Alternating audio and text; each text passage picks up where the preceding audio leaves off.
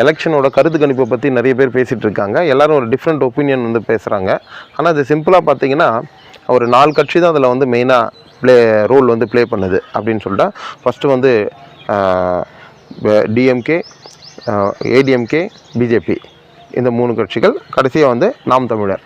திமுக வெற்றி வாய்ப்பு மிகவும் குறைவு அப்படின்னு நம்ம ஏன் சொல்கிறோன்னா, நிறைய பிரச்சனைகள் இருக்குது. அங்கங்கே வெள்ளம் வரும்பொழுது பெரிய பாதிப்பு. அதாவது சென்னையில் வந்து தமிழ்நாடுக்கு ஹப்பு. இந்த சென்னையில் வந்த வெள்ளப்போ தென் சென்னை, மத்திய சென்னை, வட சென்னை என்ற 3 சென்னைகளிலும் பெருமளவு பாதிப்பு. மக்கள் வந்து பெரிய ஒரு எதிர்ப்பு அதை வந்து கொடுத்தாங்க. இங்கே சென்னையில் அடித்தா தமிழகம் முழுக்க வந்து கேட்கும், ஏன் இந்தியாவில் உலகம் முழுக்க கேட்கும். அதனால் மற்ற தென் தமிழகத்திலும் இதில் பெரிய பாதிப்பு இருக்குது. ஏன்னா அங்கேயும் வந்து வெள்ளம் வரும்போது சரியாக வந்து இவங்க வந்து பராமரிக்க சரியான நடவடிக்கை எடுக்கலைன்றது மக்கள் மத்தியில் இருக்குது. இந்த சென்னை வெள்ளத்தில் இந்த 4000 கோடிக்கு மேலே பணத்தை வாங்கிட்டு அதை சரியாக செலவு பண்ணலைன்ற ஒரு இருக்குது. அதுக்கு மேலே என்னென்னா முன்பின் முரணாக பேசுனதும் மக்கள் மத்தியில் வைரல் ஆகிருக்கு. இந்த மாதிரி விஷயங்கள் இதுக்கு மத்தியில் வந்து இந்த சனாதனத்தை ரொம்ப கேவலமாக அசிங்கமாக பேசுனதுனால இந்த உதயநிதி ஸ்டாலினும் அப்புறம் அந்த ராஜா அவர்கள் வந்து ரொம்ப கேவலமாக சொல்ல முடியாத வார்த்தைகளால் பெண்களை வந்து கொச்சப்படுத்தி பேசுனதுனாலையும், இன்னும் பல இடங்களில் வந்து பெண்களில் பேசுனதுனால இந்த பெண்கள் இந்த காமனான பொதுமக்களுக்கு வந்து ஒரு பெரிய பாதிப்பாக இருக்குது. இந்த காமனான பொதுமக்கள், இந்த காமன் பீப்புள்ன்றவங்க என்ன பண்ணுறாங்க அப்படின்னா, யாரை அப்போ ரொம்ப ரசிக்க பேசுகிறாங்கன்னா, மரியாதையும் ரொம்ப நீட்டாக பேசக்கூடிய நல்லா படித்த அந்த எக்ஸ்-IPS திரு அண்ணாமலை அவர்களை தான் வந்து பொதுமக்கள் வந்து எல்லாரும் லைக் பண்ணுறாங்க. இதனோட பிரதிபலிப்பு எங்கே தெரிஞ்சதுன்னா, நம்ம பல்லடத்தில் நடந்த மாநாட்டில் தெரிஞ்சது. எல்லாரும் பொதுமக்கள் தான் வந்து கலந்துக்கிட்டாங்க, கட்சிக்காரங்களை விட. இந்த பொதுமக்கள் ஓட்டு தான் வந்து இந்த வெற்றியை வந்து நிர்ணயிக்கும். அப்படி எப்படி பார்க்கும்பொழுது இந்த திமுக வந்து வெற்றி வாய்ப்பு கம்மின்றது ஓரம் கட்டிட்டு இந்த இடத்துல வந்து நம்ம அண்ணாமலை தான் வந்து வெற்றி பெறக்கூடிய வாய்ப்பு இருக்குது. அண்ணாமலை சார்ந்த பாஜக அவங்க தான் வெற்றி வாய்ப்புகள் அதிகமாக இருக்குது.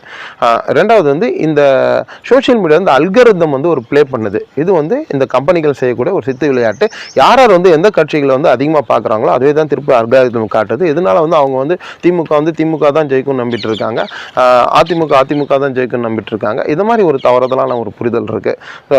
இதுதான் வந்து பெரிய இம்பேக்ட். இன்றைக்கி எல்லா பப்ளிக்கும் வந்து மெயின் ஸ்ட்ரீம் மீடியாவை விட சோஷியல் மீடியாவில் தான் அதிகமாக இருக்காங்க. இந்த சோஷியல் மீடியா தமிழகம், கர்நாடகா, கேரளா மற்றும் இந்தியா முழுக்க வந்து ரொம்ப வைரலாக இருக்கிற தமிழனுக்கு பெருமை சேர்த்து கொடுத்தது வந்து பாஜக தலைவர், மாநில தலைவர் திரு அண்ணாமலை அவர்கள். ஸோ மக்களோட பார்வைலாம் இப்போ அண்ணாமலை தான் இருக்குது.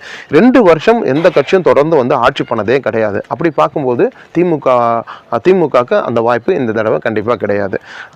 அப்போது இன்னொரு கட்சி வரணும்னா எதிர்கட்சி அதிமுக. அவங்களும் வந்து பார்த்திங்கன்னா எதிர்கட்சியாகவே செயல்படலை. எதிர்கட்சியாக முழுக்க செயல்பட்டது பாஜக தலைவர் அண்ணாமலை.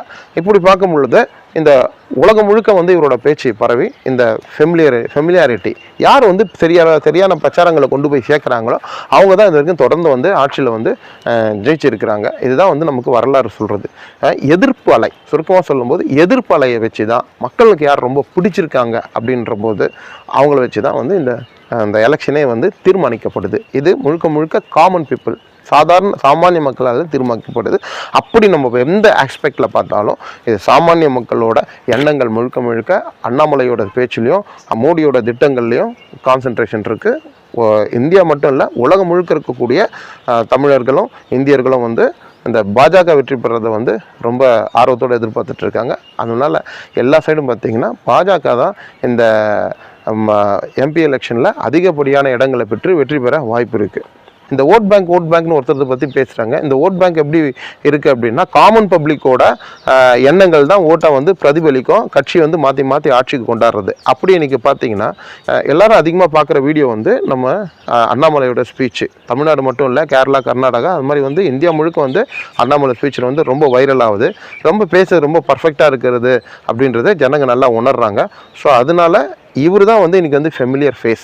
ஸோ யார் வந்து அதிகமாக பிரச்சாரம் கொண்டு போகிறாங்களோ அவங்க தான் வந்து ஈஸியாக வின் பண்ணுவாங்க. அதனால் இன்றைக்கி வந்து அண்ணாமலை தான் வந்து எல்லா சைடும் வந்து பிரச்சாரங்களை கொண்டு போகிறாரு. இதில் என்ன குறைபாடு அப்படின்னா, இந்த கூட்டணி கட்சிகள் தன்னோட இவர் மோடியோட திட்டங்களையும் மோடி அவர்களையும் அண்ணாமலையும் பப்ளிக் கிட்ட கொண்டு போய் சரியாக சேர்க்காதது, இது ஒரு பிரச்சனை. ரெண்டாவது வந்து பொதுமக்களுக்கு இந்த சிம்பிளை சரியாக கொண்டு போய் சேர்க்காதது. ஏன்னா கூட்டணி கட்சின்னும் போது எந்த சிம்பிள் இங்கே நிற்குதுன்னு அப்படின்னு பொதுமக்களுக்கு இல்லை. இந்த மாதிரி சூழ்நிலையினால தான் வந்து இது முழுமையாக எந்த கட்சி வந்து வெற்றி பெறாங்கன்றது ஒரு குழப்பமாகவே இருக்குது. இது பற்றின தெளிவான டீட்டெயில்ஸ் வந்து நம்மளோட டிஸ்கிரிப்ஷன் பாக்ஸில் கொடுத்துருக்கோம். தெளிவாக பார்ட் 1 2 பார்ட்டாக கொடுத்துருக்கோம். இந்த கருத்து கணிப்பு சரியா இது தவறான்றதை நீங்கள் வந்து கமெண்ட் பாக்ஸில் போடுங்க, உங்களோட தகவலை போடுங்க. நீங்கள் உங்களோட கருத்து கணிப்பு என்ன, சாமானிய மக்களோட கருத்து கணிப்பு என்ன, எண்ணங்கள் என்னன்றது போடுங்க. இதை வந்து எல்லாருக்குமே ஷேர் பண்ணுங்கள், லைக் பண்ணுங்கள், சப்ஸ்கிரைப் பண்ணுங்கள்.